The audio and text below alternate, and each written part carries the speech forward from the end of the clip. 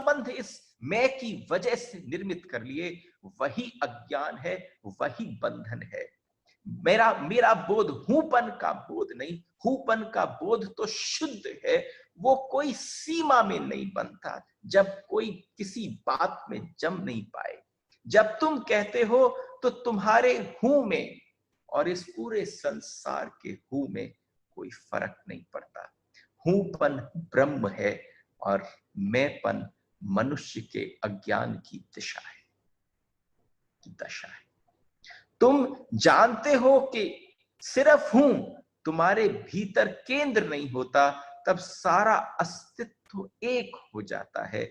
जब तुम लहर की तरह हो और जो सागर में खो गई हो, तब तुम हूं हो।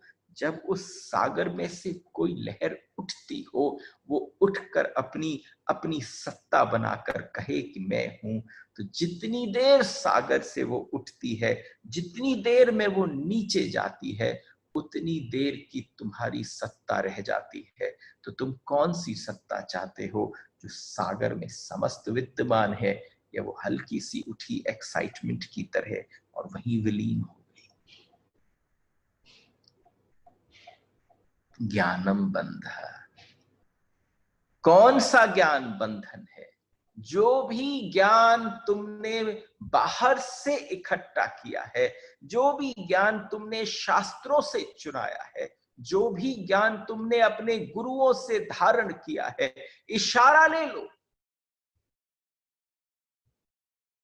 शास्त्रों का काम केवल इशारा लेने के लिए हो सकता है।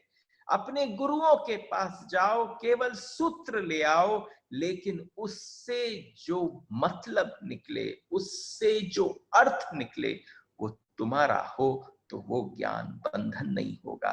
अभी ज्ञान बंधन है, क्योंकि वो तुमने अभी तक सबसे सबसे उधार में लिया है। इसलिए तुम किसी पंडित से जब मिलो, तो पंडित से ज्यादा बंधा हुआ आदमी तुम्हें कोई नहीं मिलेगा, मिल ही नहीं सकता। सब प्रकार के लोगों से देखोगे, लेकिन उससे ज्यादा पीड़ित तुम्हें कोई नहीं मिलेगा।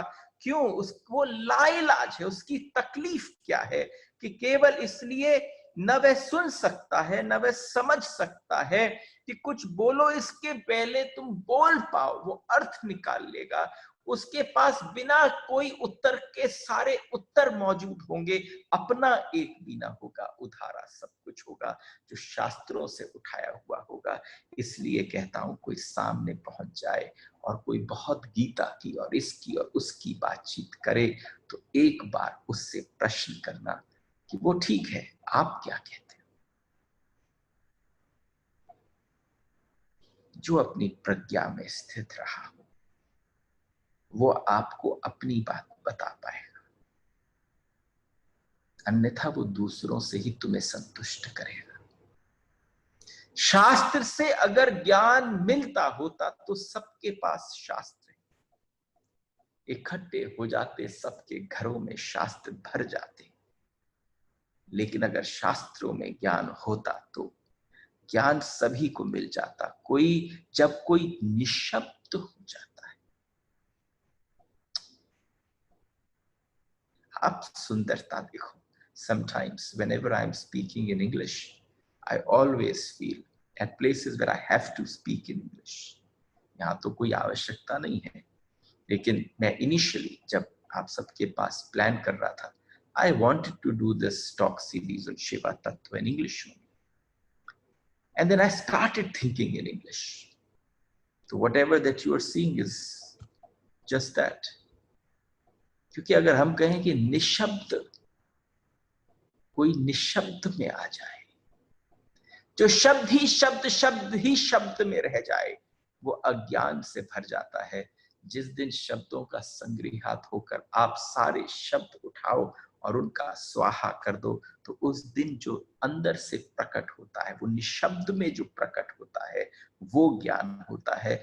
जब वह सभी शास्त्रों को विसर्जित कर कर प्राप्त होता है, जब वह उस ज्ञान को जो दूसरों से मिला है उसको वापस लौटा दो जगत को, जब उसे खोजता है, जब वह उसे खोजता है, जो मेरा मूल अस्तित्व है, जो मुझसे मुझे दूसरे से नहीं मिला, तो what has to be searched?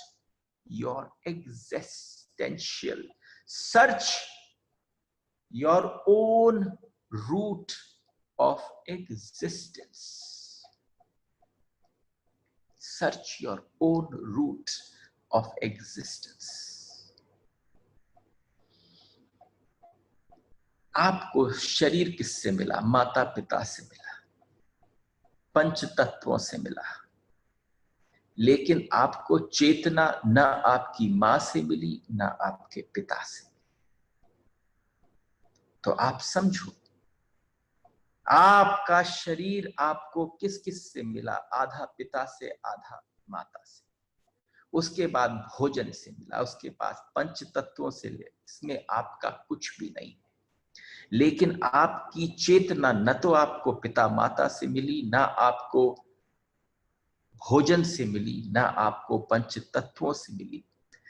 तुम जो जो जानते हो तुमने स्कूल और विद्यालय से सीखा, तुमने यूनिवर्सिटी में जाकर सीखा, गुरुओं के शरण में जाकर सीखा, शास्त्रों ने सीखा, वह तुम्हारे पास शरीर का हिस्सा है, वो तुम्हारी आत्मा का हिस्सा नहीं है। जो भी कुछ तुमने सीखा, जो आज तक आपने इकट्ठा होकर संग्रहित किया, वो सब कुछ आपके शरीर का हिस्सा है, वो आपकी आत्मा का हिस्सा नहीं है।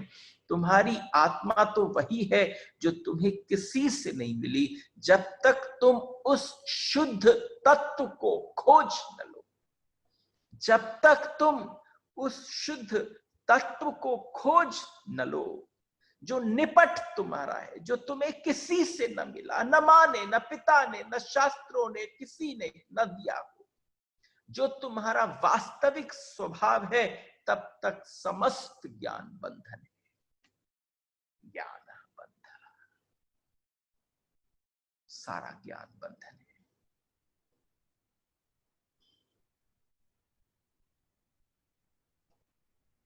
एक सेकंड, 2 सेकंड का थोड़ा सा प्रवेश करा लो। वो सारा ज्ञान बंधन है। ये भी ज्ञान बंधन है कि तुम हिंदू हो, कि तुम क्रिश्चियन हो, कि तुम सिख हो, कि तुम ईसाई हो, कि तुम कौन हो। क्योंकि अगर ये ज्ञान किसने दिया? समाज ने दिया, माता पिता ने दिया। एक बालक तो शुद्ध कोरे कागज की भांति हुआ, तुमने एक कंडीशनिंग उसके साथ कर दी।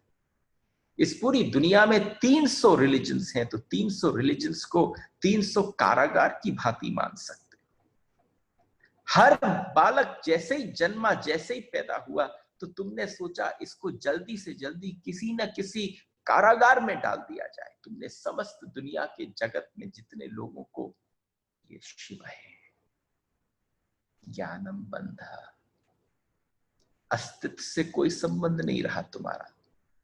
सारा संबंध उससे रहा जो तुम्हें औरों से मिला, जो तुम्हें कहीं से नहीं मिला, उससे कोई संबंध नहीं रहा। इसलिए शिव कहते हैं ज्ञान बंध, ज्ञान सीखा हुआ, ज्ञान उधार दूसरे से लिया हुआ बंधन का कारण है। तुम उस सब को छोड़ देना जो दूसरों से मिला है। आप देखो शिव की एक प्योरिटी की बात देखो।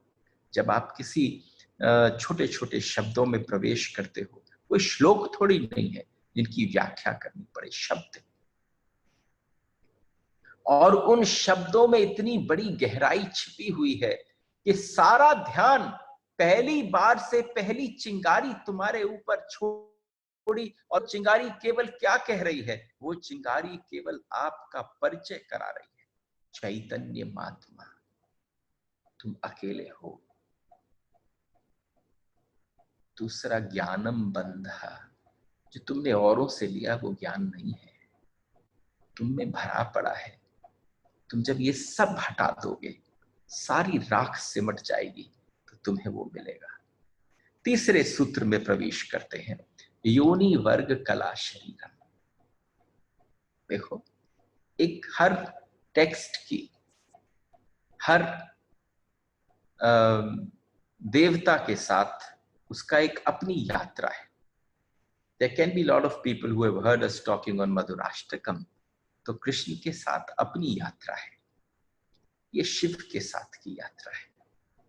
वो कह रहे हैं योनि वर्ग कला शरीरम। जरा इसको तोड़ लेते हैं, नहीं तो समझ में नहीं आएगा। योनि कौन है? योनि का अर्थ है प्रकृति। योनि का अर्थ है प्रकृति, और इसलिए हम स्त्री को प्रकृति कहते हैं। शरीर देती है स्त्री। शरीर जो निर्मित होता है वो स्त्री देती है। प्रकृति भी शरीर देती है, उसको स्त्री कहते हैं। यह प्रकृति की प्रतीक है, और कला का अर्थ है कर्ता का भाव, कृतत्व का भाव, कर्ता का भाव। Suppose you don't understand this portion, not out of curiosity, but for your transformation, ask questions. कला शरीरम, कर्ता का भाव। एक ही कला है इस संसार में, सारी कला बेकार है, सारी कला बाहर की तरफ कर रही है। शिव कह रहे हैं योनि वर्ग कला शरीरम। इस जगत की जो सबसे प्यारी कला है वो है संसार में उतरने की कला। संसार में आप कैसे उतरे, वो कला ही निर्णायक है कि आपकी यात्रा कैसी होगी, आपका जीवन कैसा होगा, आप किस भांति जिएंगे। कर्ता का भाव, इन दो चीजों से मिलकर शरीर निर्मित होता है। तुम्हारे कर्ता का भाव, तुम्हारा अहंकार और प्रकृति से मिला शरीर, अगर तुम्हारे भीतर कर्ता का भाव जो तुम्हें योग्य शरीर प्रकृति देती चली जाए, तो बहुत इंपॉर्टेंट है कि आपके कर्ता का भाव, आपके कर्ता का भाव इस तरह तुम बार बार जने। कभी तुम पशु थे, कभी पक्षी थे, कभी वृक्ष हुए। कभी तुमने वृक्ष के शांत और एकांत भाव को देखा तो कहा काश मैं वृक्ष जैसा होता। तो वहां पर कर्ता का भाव, कहीं अहंकार, कहीं कोई ऐसा प्रारब्ध आपके मन में, विचार में इतने दृढ़ निश्चय के साथ हुआ कि हो सकता है वैसा जन्म लेना पड़ा। कभी आपने उड़ते हुए पक्षियों को देखा तो आपके मन में उठा काश मैं उड़ता हुआ स्वतंत्र मुक्त एक पक्षी होता, उड़ता आसमान में, तो आप पक्षी हो। अगर तुम बहुत बार देखो तो तुम समझना सबको देखकर देर न लगेगी। अगर कुत्ते को देखकर भी तुम्हें लगता है कि काश ऐसा मैं होता। आजकल लोग सोचते हैं, क्योंकि बालकों को कम प्यार करते हैं, लोग कुत्तों को ज्यादा करते हैं। तो कई बार मैंने देखा, कई कहते हैं काश इतना लाड़ जब इस चार पग के को मिल रहा है, इससे अच्छा कि ये बन जाओ। तो जरा विचार करना कि तुम मांग क्या रहे हो, तुम्हारी इच्छा क्या है, तुम्हारी वासना क्या है। प्रकृति तो केवल शरीर देती है, ध्यान रखना, प्रकृति तो केवल शरीर देती है। कलाकार तो तुम स्वयं हो, उसके निर्माता हो, उसके निर्माण करने वाले हो। अपने शरीर को तुमने बनाया है, उस भाव से बनाया है कि तुम्हारे भीतर कर्ता का कैसा भाव।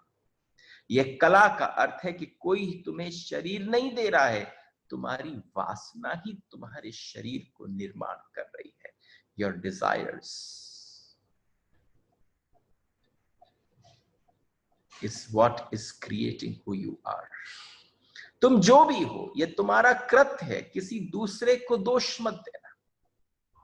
यहां कोई दूसरा है ही नहीं। आप अपना हेल और हेवन दोनों अपने कर्ता के भाव से, उस कर्ता के भाव में कैसा अहंकार विद्यमान है उससे बनाते हो।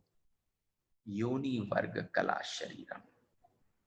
प्रकृति तो सिर्फ योनि है, वह तो सिर्फ गर्भ, तुम्हारा अहंकार उस योनि में बीज बनता है। तुम्हारा अहंकार, योर ईगो, वो उसके अंदर बीज बनता है। तुम्हारे कृतत्व का भाव, तुम बार बार जब ये कहते हो मैं ये करूं, मैं ये बन जाऊं, मैं ये हो जाऊं, तुम्हारा ये बार बार का वासना उठना, ये डिजायर्स की छलांग उठाना बार बार, ये आपका प्रकृति के साथ मिलकर शरीर का निर्माण करता है। इसलिए बुद्ध पुरुष कहते हैं कि सबको वासनाओं से पूर्ण रूप से निकल जाना चाहिए। कब तक भटकेगा जीव? जब तक तुमने तृष्णा न छोड़ दी, जब तक तुमने इस भाव की, कर्ता भाव की तृष्णा को न छोड़ दी, तब तक बार बार जन्म होगा।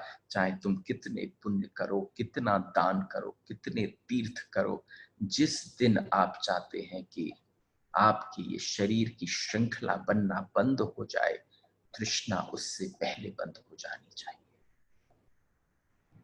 इसके बाद जो है उद्यमो भैरवः, उद्यमो भैरवः को हम कल लेंगे। आज के लिए यही सेशन को विश्राम करते हैं। Just after this, there'll be a 2-hour gap.